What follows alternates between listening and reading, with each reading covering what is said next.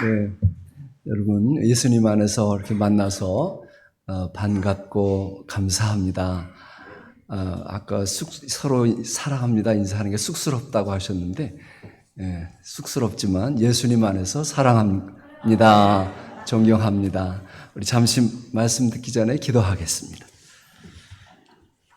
하나님 아버지, 우리 하나님 지극히 사랑하시는 분들과 함께 우리 주님의 말씀을 나눌 수 있게 되어서 감사합니다. 성령님 깨닫게 도와주시고, 그리고 하나님의 진심이 오늘 전해지고 또 우리의 진심이 또 하나님께 전달되는 복된 시간 되게 하여 주옵소서. 예수님 이름으로 기도합니다. 아멘. 네, 저는 소개해 주셨는데 저기 뉴저지에 그 팰리세이스 파크라고 하는 한인 타운이 있어요. 그래서 자그마한 타운인데 시장님이 한국 분이고 전 시장님도 한국 분이고 그리고 시의원이 6분인가 뭐 그런데 5분이 한국 분이고 교육위원이 거의 4분의 3 이상 되지 않나 이렇게 생각합니다. 그래서 영어 쓸 일이 없는 타운입니다. 한인 인구가 통계적으로는 한 51% 정도 된다고 하는데 그보다 훨씬 더 많습니다. 실질적으로 한 60%에 70%가 한국분이고 그 타운 안에 한국분들의 비즈니스가 95%. 그러니까 아무튼 그 뉴저지나 뉴욕에 오시면 뉴욕을 가시려면 이 뉴저지 저희 타운을 통과해야 됩니다. 그러니까 오시면 그 팰리세이스 파크 한인타운에 오시면 한국 음식이 맛있습니다. 여기 오시고요.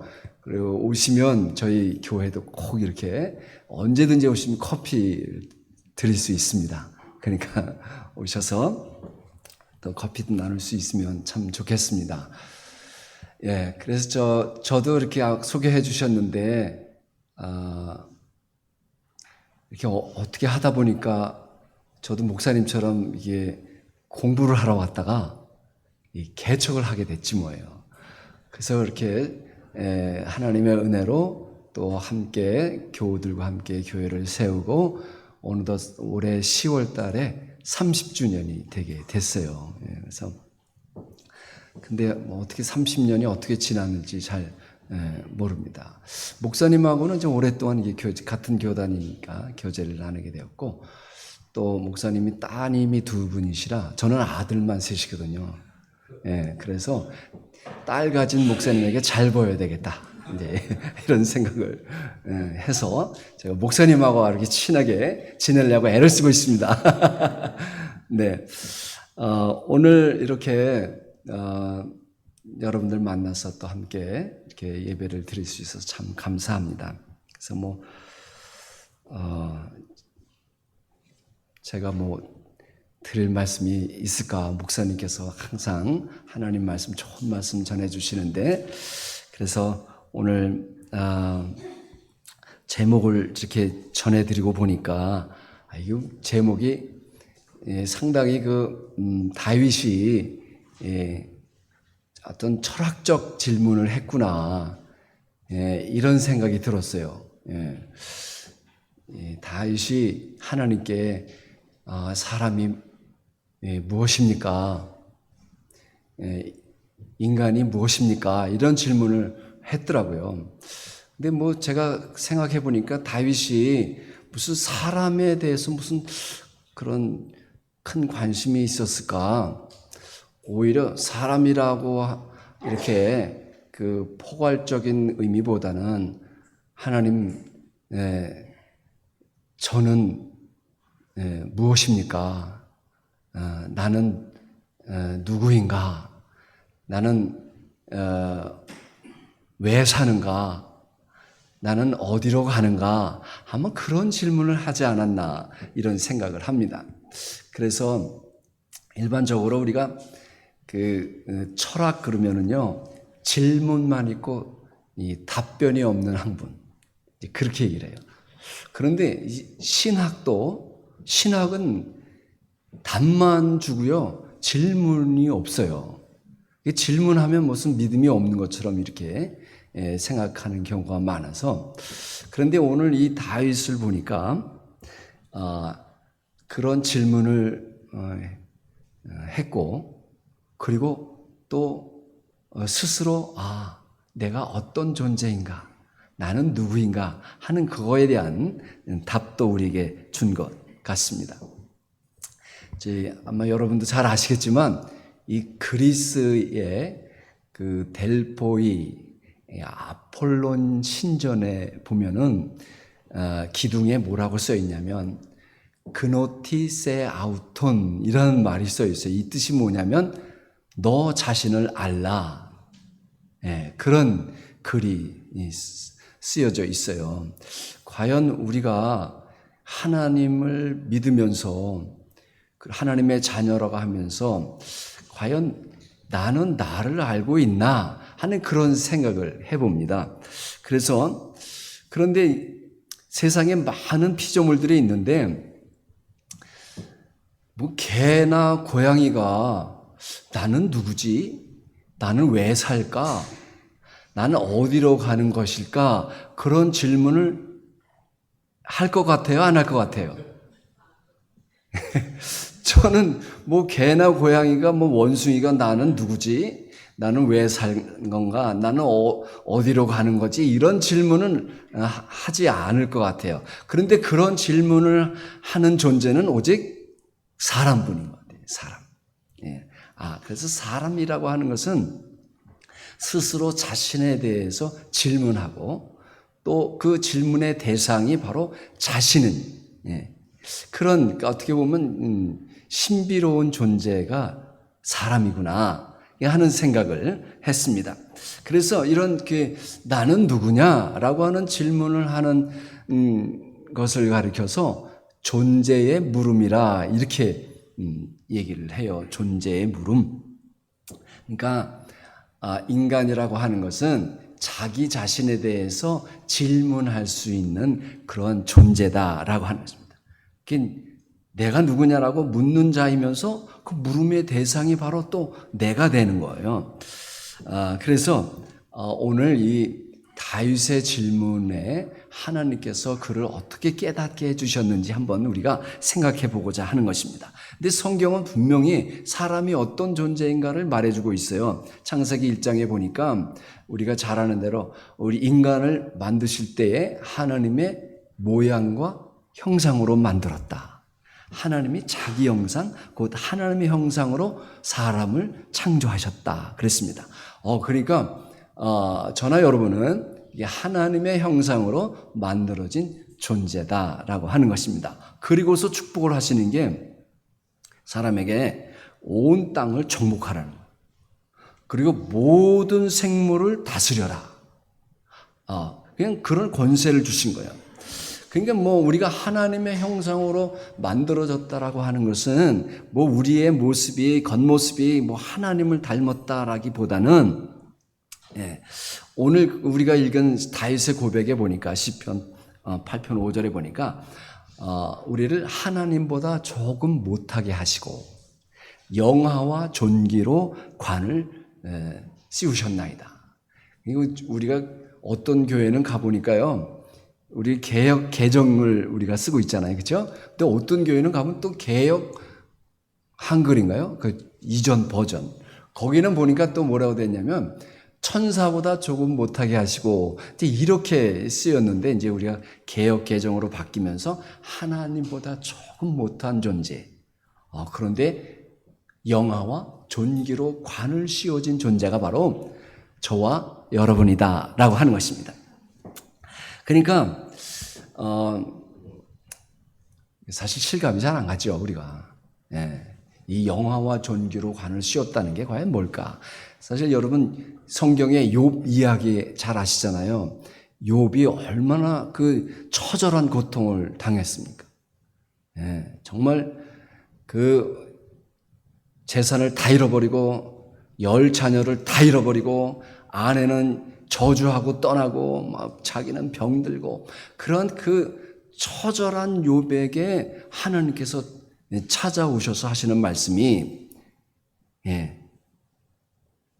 그 비참한 욥에게 찾아오셔서 하시는 말씀이 너는 위엄과 존귀로 단장하고 영광과 영화로 옷 입으라. 이런 말씀이에요. 사실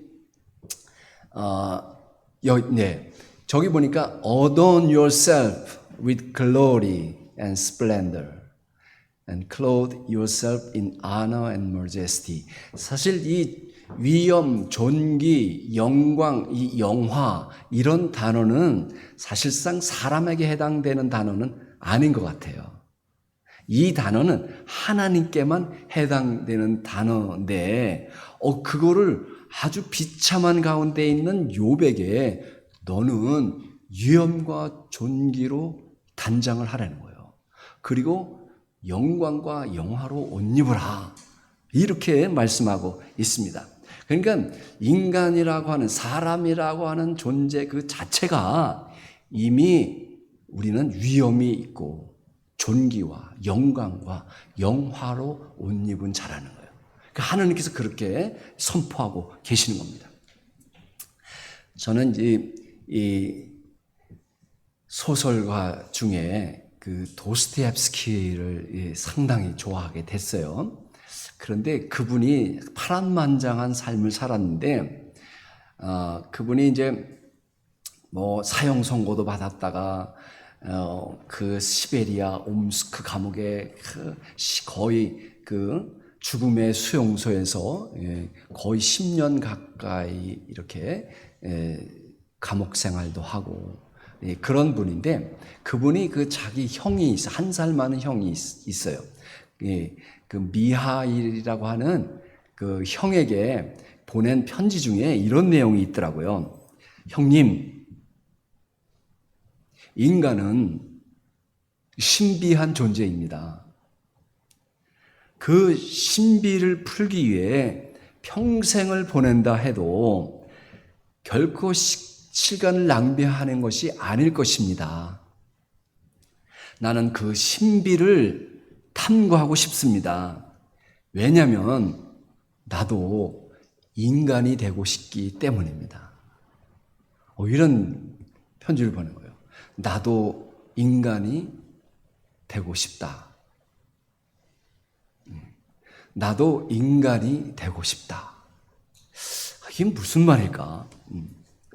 그럼 제가 이제 뭐 한국 분들은, 한국에서 오신 1세 분들은 다 군대를 다녀오신 분들이기 때문에 저는 사관학교를 졸업을 했어요. 그래서 군 생활을 거의 10년 동안을 했는데, 이 훈련 받을 때는요, 이건 사람이 아닌 거예요. 인간 취급을 안 해요. 이 논산훈련소에 어떤 다녀오신 저희 교회 분이 하시는 말씀이, 그때 훈련관이라고 그러죠. 훈련시키는 그분이 이렇게 복창을 하게 한대. 복창. 무슨 복창을 하냐면 따라하는 거예요. 나는 인간이 아니다. 이걸 계속 따라하게 하는 거예요. 나는 인간이 아니다. 나는 인간이 아니다. 나는 인간이 아니다. 나는 군인이다. 이렇게 따라하게 한답니다. 과연 나는 인간인가? 망가진 인간인 것 같아요. 제가 생각할 때 우리가 하나님께 범죄함으로 에덴에서 쫓겨나서 우리는 이 망가진 존재가 된 거예요. 그래서 이 망가진 인간을 참 인간으로 하나님께서 회복시키기 위해서, 하나님의 그 참 형상을, 오늘 찬양도 그랬잖아요. 하나님 닮고 싶다. 하나님의 형상을 다시 회복시키는 것이 바로 우리를 예수님처럼 만들어가는 것이 하나님의 저와 여러분을 향하신 뜻입니다. 그래서 죄로 인해서 하나님의 형상을 잃어버리는데 망가진 인간이 됐는데, 하나님께서 예수님 우리에게 보내주시고 우리를 구원하시고 성령님을 보내주셔서요. 저와 여러분을 참 인간의 형상으로 하나님의 형상으로 만들어 가시고 예수님의 모습으로 우리를 만들어 가도록 이렇게 저와 여러분을 훈련시켜 주시는 과정에 있다. 이렇게 저는 믿습니다. 그래서 이 사도 바울이 갈라디아서 4장 19절에 보니까 이런 말씀, 나의 자녀들아 너희 속에 그리스도의 형상을 이루기까지 다시 너희를 위하여 해산하는 수고를 하노니. 그러니까 그리스도 형상을 우리에게 이루시기를 원하시는 거예요. 사도 바울도 그것을 원해서 나는 해산하는 수고도 마다하지 않겠다, 이런 고백을 하는 거예요. 그러니까 이 예수님의 형상이 이루어진다라고 하는 것은 예수님의 그 마음과 성품이 우리 안에 만들어지는 거예요. 예수님의 인격이 우리 안에 세워지는 것, 그것이 바로 그리스도의 형상을 이루는 것이다. 그래서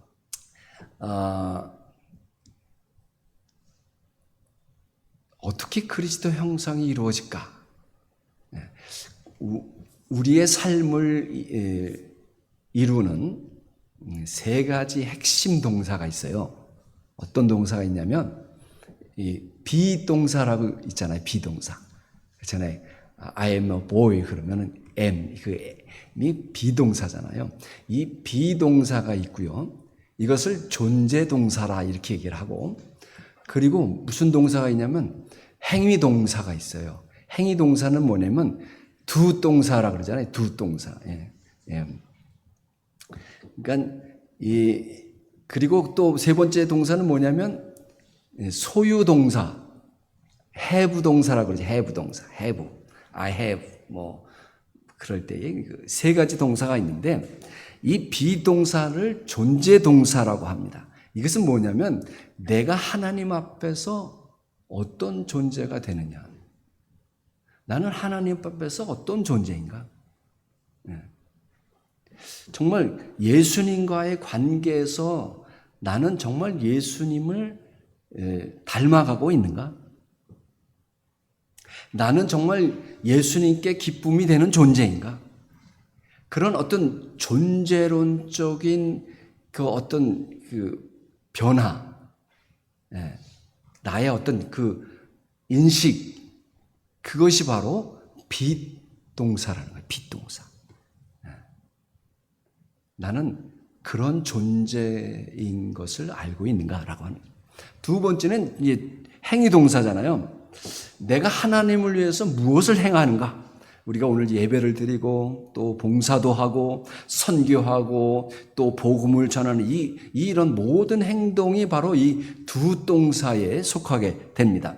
그러니까 이 모든 행위 동사들은 이 존재 동사를 전제로 해야 된다라고 하는 거예요.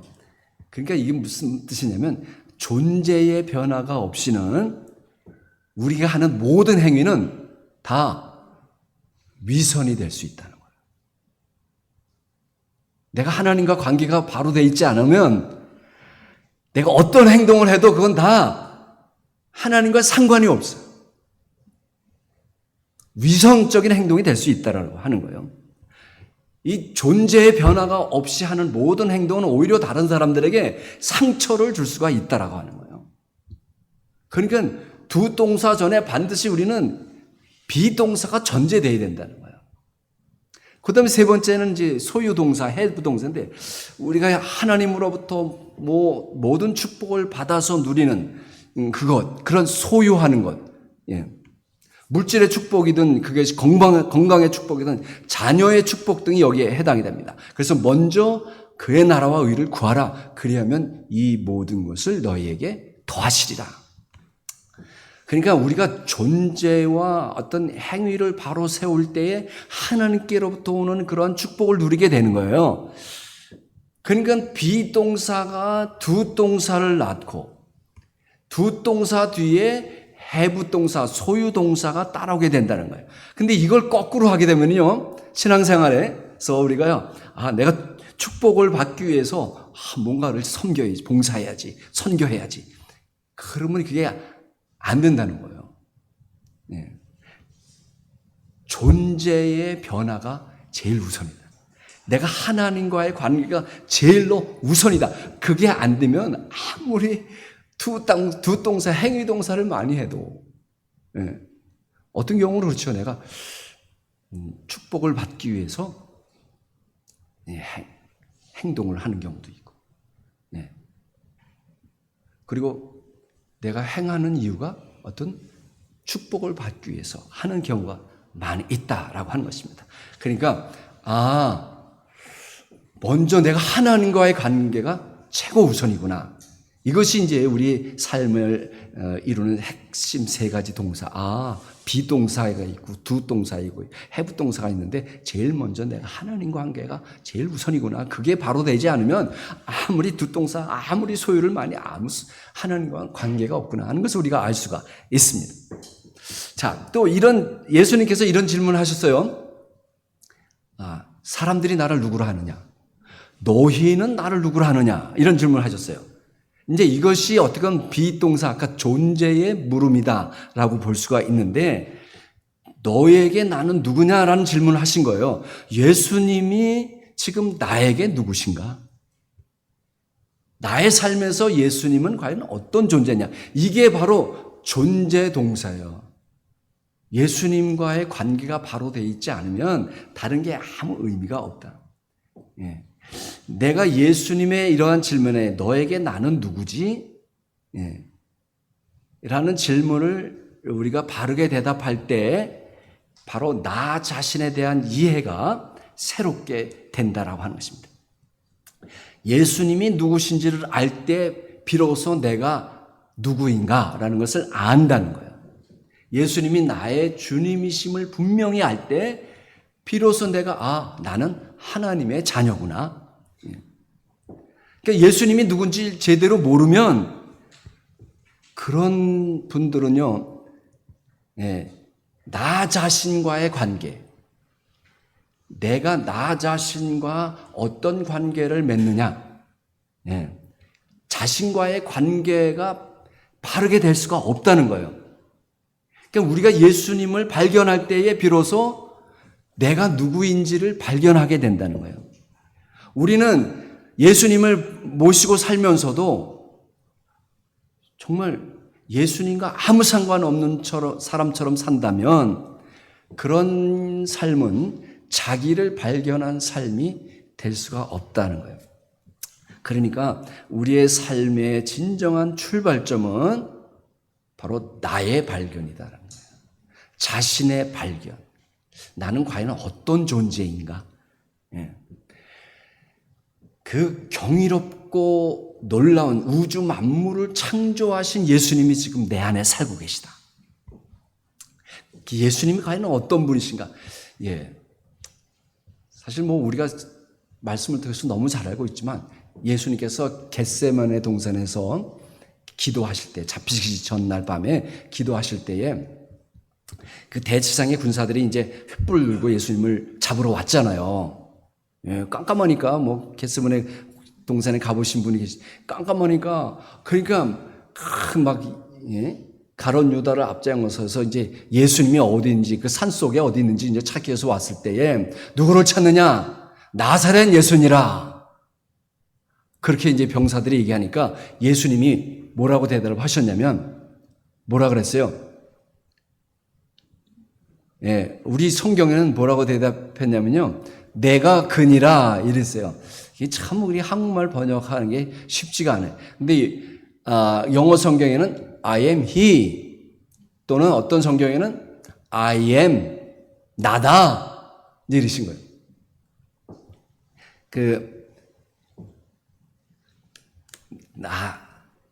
나다라고 하실 때에 그 말씀이 헬라 말로 하면은요 에고 에이미 이렇게 돼 있어요. 거기에 보니까 죄송합니다. 이 에고 에이미라고 하는 이 단어가 구약 성경에 이 똑같은 단어가 나왔어.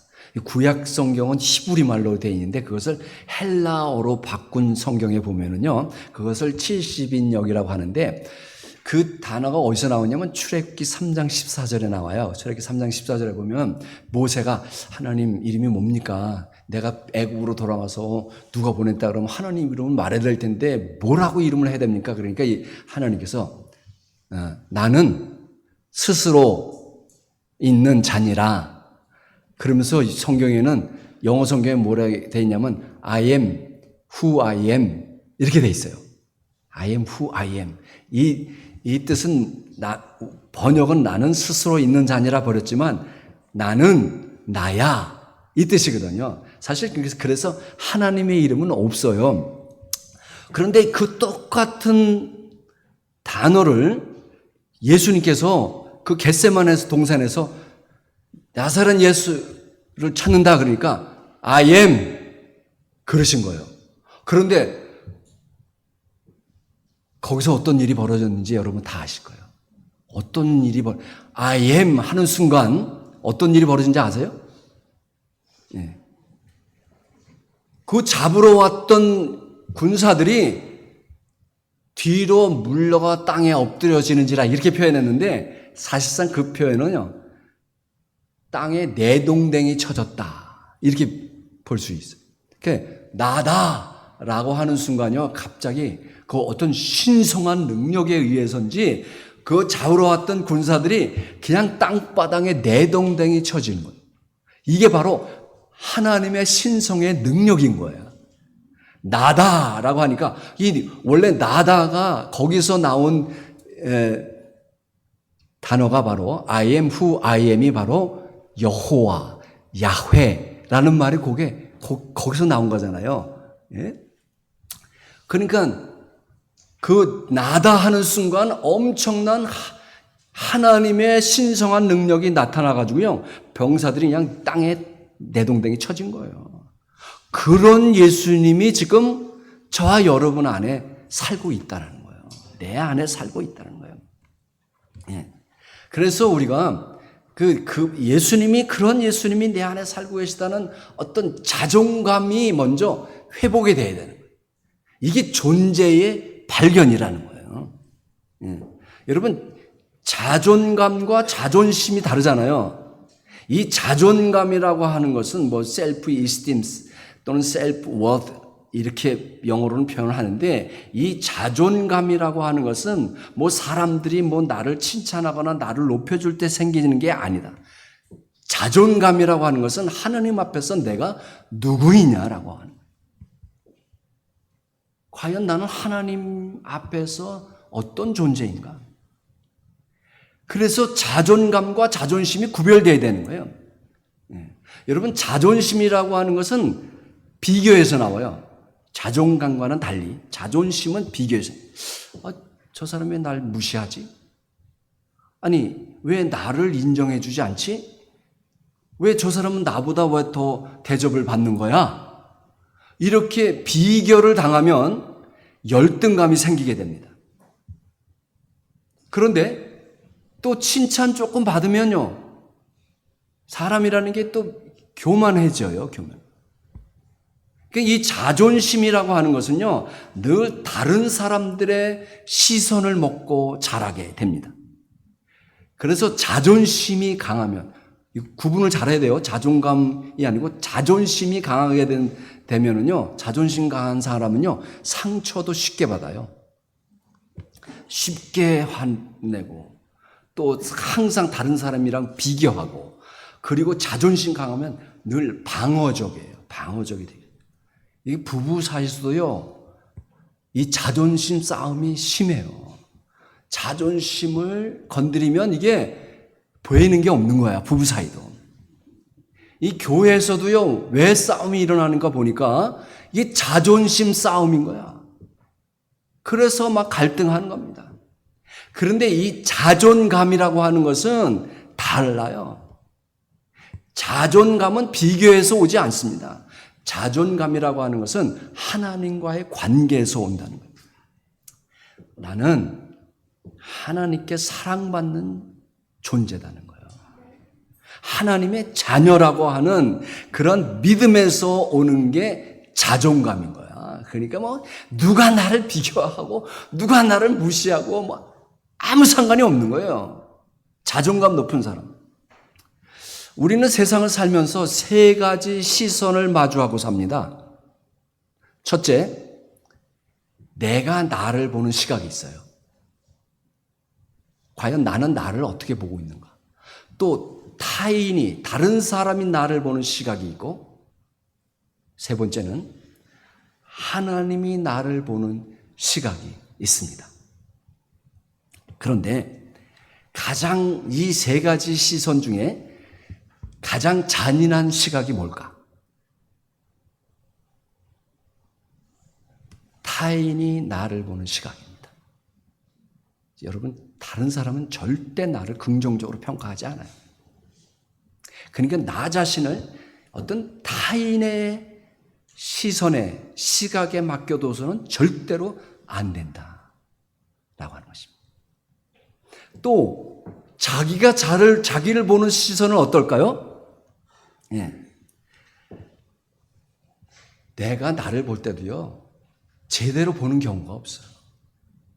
예. 항상 그것도 나도 그냥 아유 이 바보 같은 게 막 이러면서 예, 자기를 그냥 평가절하하는 경우가 얼마나 많은지. 그런데 이 자존감이 있으면요, 사람들이 다 나를 실패자라고 불러도 실패자가 되는 게 아니에요. 사람들이 나를 인정하지 않는다고 해도 나는 가치 없는 사람이 되는 게 아니에요. 자존감이 있다면 누가 나를 어떻게 불러도, 나를 어떻게 평가한다 할지라도 그게 아무 상관이 없다. 내가 나를 판단하는 그런 왜곡된 시선도 우리는 내려놓아야 됩니다. 그 세 번째 시선이 뭐라고 그랬어요? 하나님이 나를 보는 시선은 어떤가? 하나님이 나를 보는 시선. 하나님이 지금 나를 보실 때에 오늘 우리 이 다윗도 그랬고요. 영화와 존귀로 관시운 자. 욥 같은 경우는 뭐예요? 위엄과 존귀, 그리고 영광과 영화로 옷 입은 자라는 거예요, 우리가. 네. 그런 대단한 존재라는 거예요. 그래서 하나님은 항상 우리는 망가진 존재지만, 죄 때문에 존재였지만, 이제 예수님으로 말미암아 하나님은 우리를 보실 때 예수 그리스도라고 하는 안경을 쓰고 보시기 때문에, 비록 내가 허물이 있고 죄가 있을지라도 나를 의롭다고 보시는 거예요. 넌 내 자녀다는 거예요. 상속자라는 거예요. 하나님의 상속자. 여러분, 이 바울이 어떤 사람인지 우리 보면은요, 이 성경에 이제 정경이 있잖아요. 성경 정경이 있고, 이제 외경이 있고, 위경이 있고, 이런데 이 테클라 행전이라고 하는 그런 그 외경 전승에 보면은 그 사도 바울을 아주 잘 묘사한, 그분의 외모가 어떻게 생겼는지 잘 묘사하고 있어요. 거기 보니까 바울이 이제 이게 갈라디아 지방에서 이제 선교했잖아요. 그래서 바울이 저기 멀리서 다가오는데 그걸 테클라가 이제 그 사람을, 바울을 묘사한 거야. 거기 보니까 그는 키가 작고 머리가 벗겨졌고, 이게 대머리라는 거예요. 그리고 다리는 안짱다리고, 눈썹은 이게 이어졌다는 거예요. 일자로 이어졌고, 코는 매부리 코요. 이렇게 표현하고 있어요, 거기에. 그리고 뭐예요? 직업이 뭡니까? 천막 짓는 사람이에요. 노동자. 아내도 없었고 자녀도 없고 더구나 재산은 하나도 없고 그냥 떠돌이 자비량 선교사였던 거예요. 근데 이 사람이 그냥 떠돌아다니다가 감옥에도 갇히고 매도 맞고 막 조롱당하고 배척당합니다. 예. 세상적으로 보면 내세울 게 하나도 없는 사람. 그런데 바울은 어떻습니까? 열등감이나 어떤 자존심에 사로잡히지 않았어요. 그는 어떠한 비난과 욕설을 당하고 조롱을 당해도 절대로 무너지지 않았다. 왜 그러냐? 그 안에 예수님이 계셨기 때문에. 그래서 갈라디아에서 보니까 내가 그리스도와 함께 십자가에 못 박혔나. 이제는 내가 사는 것이 아니고 오직 내 안에 그리스도께서. 우주 만물의 주인이신 그리스도께서 사신다라고 하는 그런 자존감으로 충만했던 거예요. 이게 바로 바울의 자기 관계야. 나는 나하고 어떤 관계를 가지고 있는지, 왜곡된 시선을 가지고 내가 나를 바라보는 것은 아닌지. 예. 여러분, 가까운 사람일수록요, 보면 그 흠을 더 잘 볼 때가 있습니다. 부부 사이가 그렇잖아요. 흠이 잘 보이니까.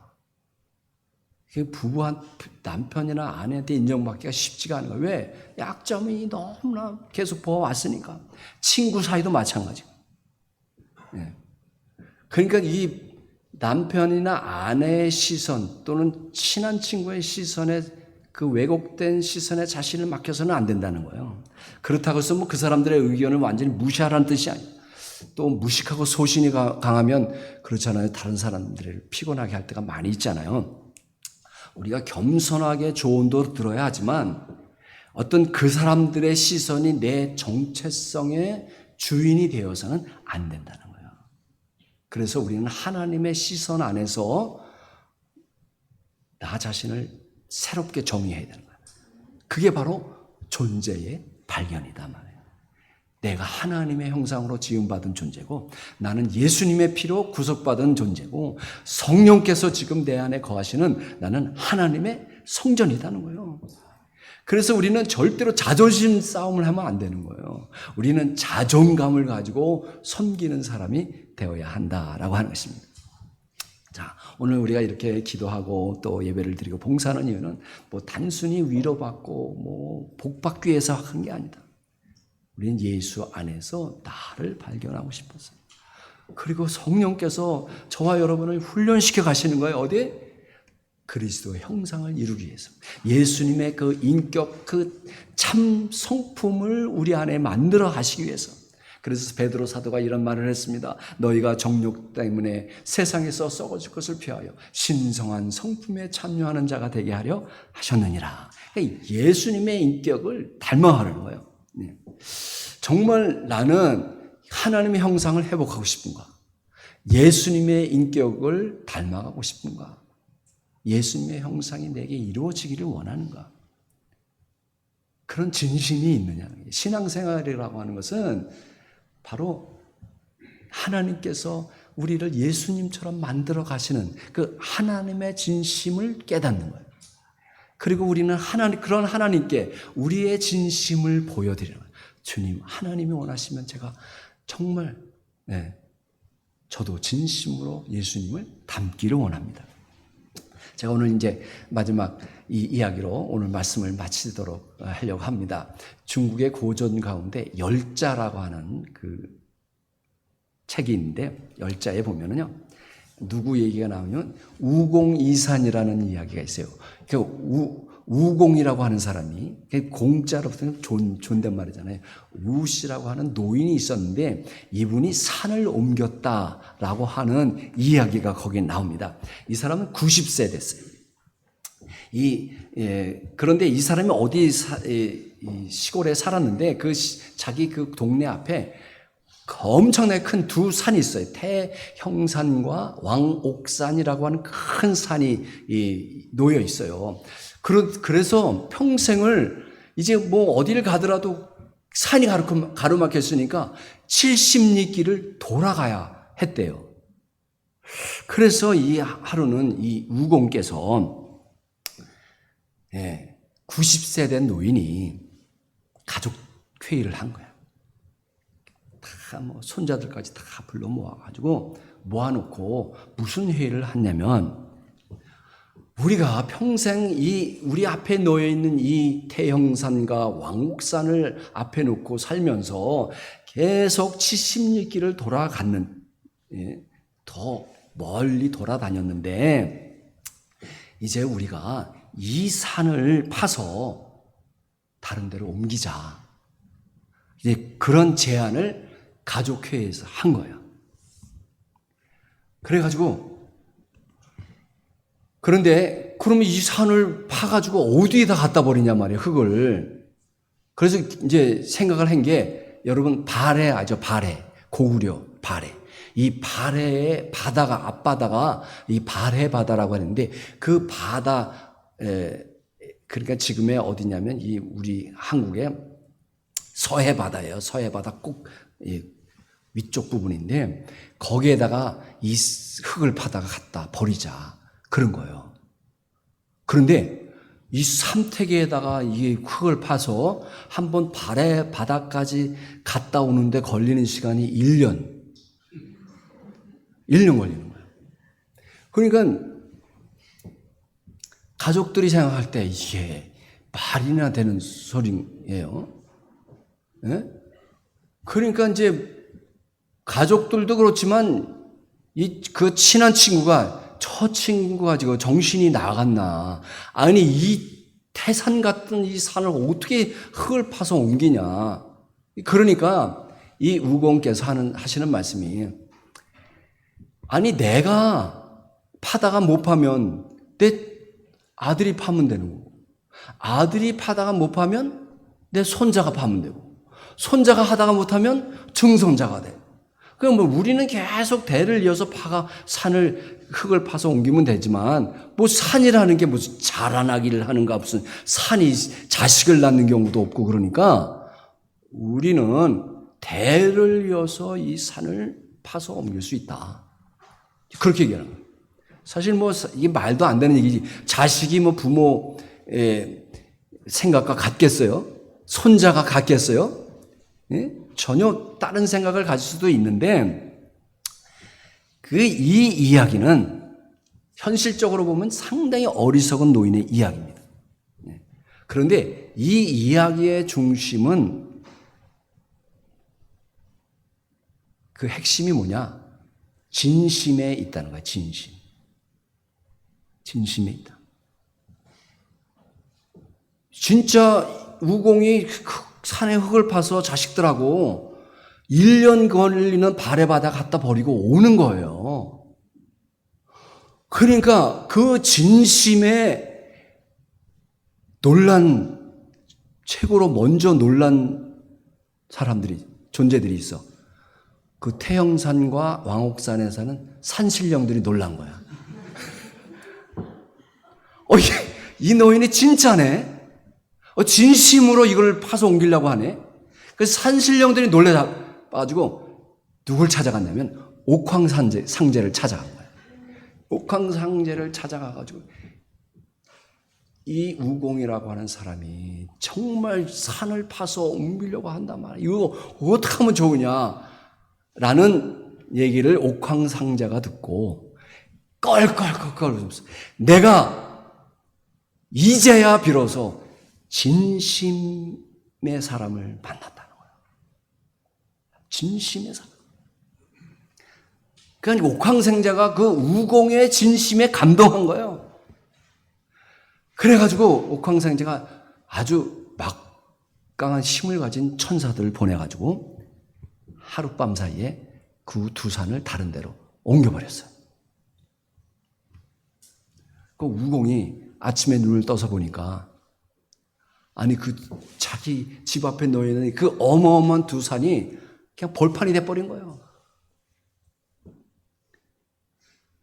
우공이 산을 옮긴 것이 아니라 그의 진심이 하늘을 감동시킨 거고 하늘을 움직였다는 거예요.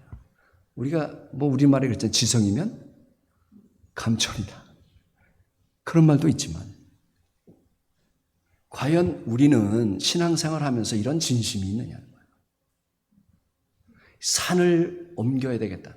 우리 앞에 있는 그 수히 많은 산들이 있지 않습니까? 우리가 도무지 할 수 없는 그러한 산들, 장애물들, 문제들, 그러한 것들을 진심으로 옮기고자 하는 마음이 있느냐 말이에요. 하나님의 형상을 이루고 예수님 같은 존재가 되려고 하는 그러한 진심이 있느냐 말이에요. 하나님께서 우리에게 원하심이 그것인데 예수님께서 제자들에게 이런 말씀하시잖아요. 마가복음 11장에 보니까 내가 진실로 너에게 이르노니 누구든지 이 산더러 들려 바다에 던져지라 하며 그 말하는 것이 이루어질 줄을 믿고 마음에 의심하지 아니하면 그대로 되니라. 예. 그 산을 움직이는 믿음. 그게 뭐냐? 진심이다 말이야. 우리 신앙생활에서 과연 나는 이런 진심이 있느냐? 하나님이 찾으시는 사람은 계산기 두드리는 사람이 아니는 거예요. 신앙에 진심이 있는 거예요. 하나님께서는 저와 여러분을 향해서 진심이 있으신 거예요. 그래서 예수님을 보내주시고, 그리고 예수님을 통해서 저와 여러분을 보시는 그 하나님의 진심을 우리가 깨닫고, 또 하나님을 향한, 예수님을 향한 진심이 있어야 되겠다는 거예요. 이런 진심이 있다면 성령께서 우리를 감동하셔서 내 존재를 발견하게 하시는 거예요. 그게 바로 내가 어떤 존재인가. 위엄과 존귀와 영광과 영화로운 힘은 그런 관시운 존재. 과연 나는 누구인가? 나는 왜 사는가? 그런 존재의 물음이 있어야 된다. 아니, 나 구원받고 예수 믿고 구원받아 천국 가면 되지. 그건 어떤 존재의 물음이 없는 거예요. 그 신학은 그 답변만 주는 거야. 그 질문을 허락하지 않는 거야. 우리는 항상 나 자신에게 이런 나는 내가 어떤 존재인가 라고 하는 존재의 물음이 있어야 되는 것이고, 그리고 예수 안에서 내가 어떤 존재인가라는 것을 발견해야 된다는 거예요. 그럴 때 우리가 자존심으로 사는 사람이 아니라 자존감으로 사는 사람이 되는 겁니다. 그러면 성령께서 저와 여러분을 훈련시켜서 예수님의 형상을 회복한 그러한 하나님의 사람으로 만들어 주실 줄 믿습니다. 기도하겠습니다.